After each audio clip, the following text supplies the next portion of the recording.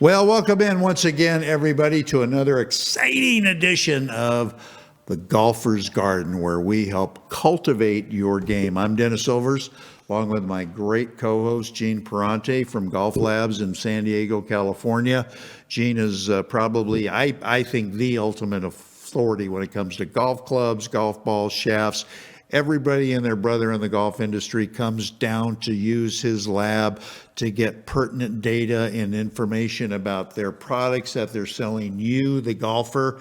And he's just literally a walking encyclopedia of information. So, Gene, anyway, always glad to have you. As you know, we got something from Michael in California, and he says he's lost about what kind of golf ball he should be using. He says he's confused about balls being 3-layer, 4-layer, 5-layer, so on and so forth. And I know this is something you could talk about ad nauseum. So go to it, my friend. Well, first off, I want to say to Michael, join the club, Michael. We're all confused about golf balls. It's and I work with golf ball engineers a lot, and it's a confusing area. That being said, I'm gonna give you a complicated explanation, and then I'm gonna give you a simple solution. I like that. So bear with me a little bit. We're gonna get a little geeky here, but I promise there's an end in sight at the end that's going to answer your question. Okay. To start with, you've got golf balls that vary from 2 to 5 layers. Now, what does that mean? Well, a golf ball has a core, and then there's anywhere from, once again, a core and a cover to a core and 4 or 3 other layers before the cover. Now, what do these layers do? What does a core do?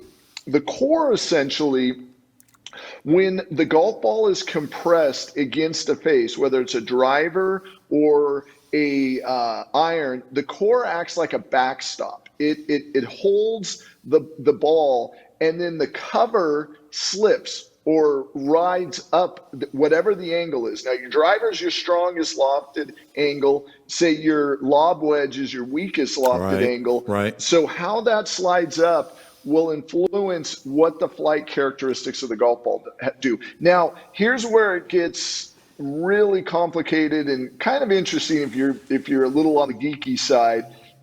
Designers have realized by creating multiple layers, and this doesn't necessarily pertain so much to the driver, but it does to the mid and short irons, and especially around the green, is they can activate how the core reacts to these different other layers and create different types of launch and spin that create different types of trajectories. Now, what does all this mean for the golfer? A lot and not so much. And what I mean by that is this. So many of these kind of layered golf balls, and I'll just give you a kind of a simple primer. The Pro V1 is a 3-piece golf ball. Right. The Pro V1X is a 4-piece golf ball. The TP5 is a 5-piece golf ball. They're all designed for tour players in mind to hit certain windows. Tour players talk all the time about they want to see their 6-iron hit this window. What do I mean by a window? Visually, where that peak trajectory is. The golf balls and the multiple layers are designed to be able to hit those windows for the best players in the world so that they fly effectively and they land on the green effectively. Gotcha. Now, you say, well, I'm not a tour player. What does that mean to me? Well, you still hit a golf ball, and believe it or not, even though you might not have the speed, you're still hitting those windows. So that all of that performance technology can be beneficial not only to the tour players, but also to the amateur golfers. Now, to kind of come back to the simple explanation, there's kind of 2 categories of golf balls. And you can look on the cover of the box and see there's Surlyn golf balls and there's urethane golf balls. Right. Urethane golf balls are designed to have better spin characteristics. They're also more expensive, and they provide you with the best overall performance. Surlyn golf balls are a little harder and they don't quite have the spin characteristics. So you can see them by price point. Anything over about $35 generally is a urethane golf ball. Anything below that generally is a Surlyn golf ball. If you're not concerned about holding greens, if you're not concerned about the accuracy of your golf ball landing, stick with the Sterling golf ball, One, and right, saying yes. you're gonna save some money. I've got an interesting follow-up question for you, but we're gonna step away and take another break, and we come back, we'll have a couple of more questions for Gene, so stay with us. More of the Golfer's Garden right after this. As golfers, we want instant gratification when it comes to a better golf swing and playing better golf. Impossible, you say? Not anymore. Golf Boost Artificial Intelligence (AI) has developed and patented the most advanced swing analysis technology in golf. Simply, the algorithms detect your body position and then analyze your golf swing using their artificial intelligence technology. The AI captures all the relevant data from your swing video and then presents you a personalized lesson. Golf Boost AI is the ultimate swing analysis and virtual instruction system for golfers of all ages and abilities. This sophisticated software takes into consideration your height and build, playing level, and returns the ideal solution for your swing. Bottom line, Golf Boost AI is an incredibly convenient and cost-effective tool for golfers to improve their swing. Go to golfboost.com and check it out. The app is free to download and try. Visit golfboost.com today.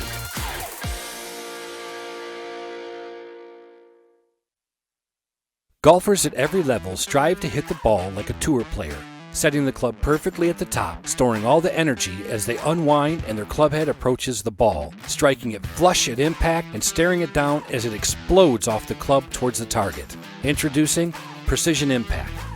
Precision Impact is the single tool that will accelerate that process and get anybody striking the ball with complete command.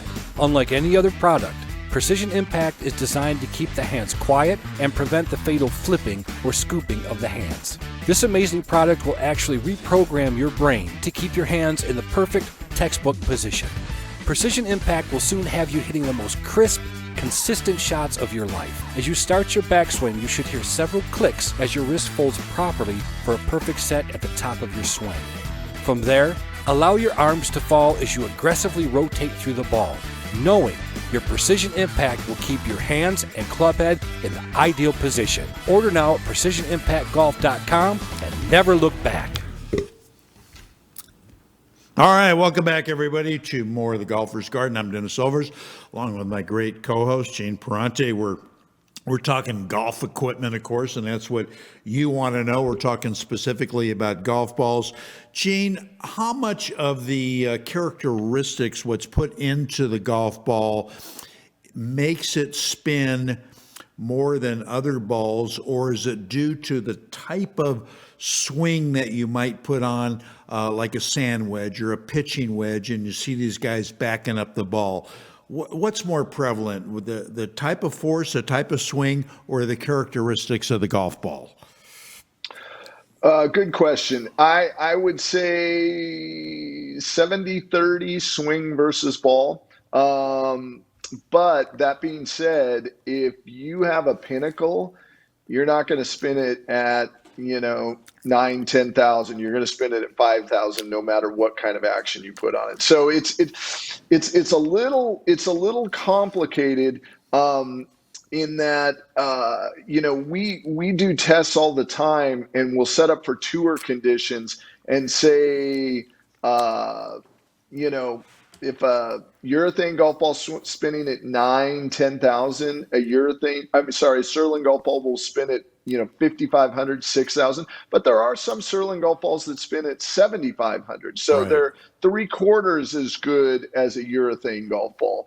But no golf ball in the world is going to overcome a bad swing or True. a swing flaw. But here's my recommendation.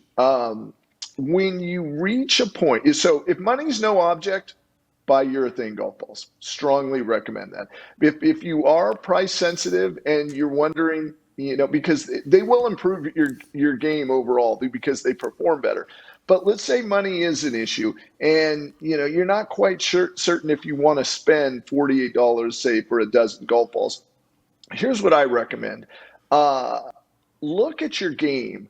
Is the difference between, say, a 15-foot putt and, say, a 35-foot putt, does that matter to you? Is your game at that level where you're trying to shave strokes and you're, starting to flirt with single digits, or you're solidly in the single digit category? Right. At that point, the golf ball can start to have serious advantages. And we're not talking, it's not going to take you from a 15 to an 8, but it might take you from a 10 to a 9 or an 8. And as Right. we all know, that doesn't sound like a lot, but that can, over time, be pretty dramatic. Oh, totally. I agree with you 100%.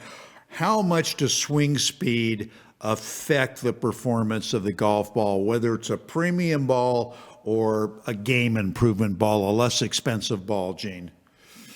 Surprisingly, not that much. We've tested golf balls. We test golf balls up. I call it the Bryson phenomenon now. It used to be that the max club hit or ball speed we test at, I'm talking going back only a year or so ago, was about 170, 175 miles an hour. We're now testing balls at 195 because, of what Bryson's doing to change the game. But what's interesting is the hierarchy kind of stays the same. The lowest spinning golf ball is the lowest spinning golf ball at 170 or 195. What's interesting to me, something to look at is, I don't know if golf balls have been necessarily designed to handle these higher rates of speed. Now, this doesn't apply to the amateur golfer, but it's just kind of an interesting, conversation piece that golf balls for these extreme swinging tour players might have to be, kind of create their own category, because the collision dynamics are so different than that of an amateur golfer. That's true. Real quickly before we finish up, the importance of dimples on a golf ball. Massive. So the RNA is a client of mine, and as a perk, I get to go over to Scotland once a year, and they do a demonstration over there with the dimpleless golf ball, and it's absolutely fascinating. It goes out on the same trajectory as a dimpled golf ball, and at about 50 to 70 yards, it just drops out of the sky. It just goes straight down. Whereas the dimpled golf ball, and so drag and lift, and this is getting into aerodynamics, but basically the dimples create drag and lift that allow the golf ball to take off. And without that, the golf ball just goes. It literally looks like you. It looks like you topped the golf ball. That's the kind of what it looks like. That's fascinating. That's fascinating. All right, everybody, great information from Gene Perante. So next time you go to the store and you're looking for some golf balls, this will give you a pretty good idea of what to get, what's going to fit your game. Anyway, Gene, thank you so much for great information. That's going to wrap it up for another edition of The Golfer's Garden. I'm Dennis Silvers for Gene Perante, and we're going to see you next show, everybody. So long.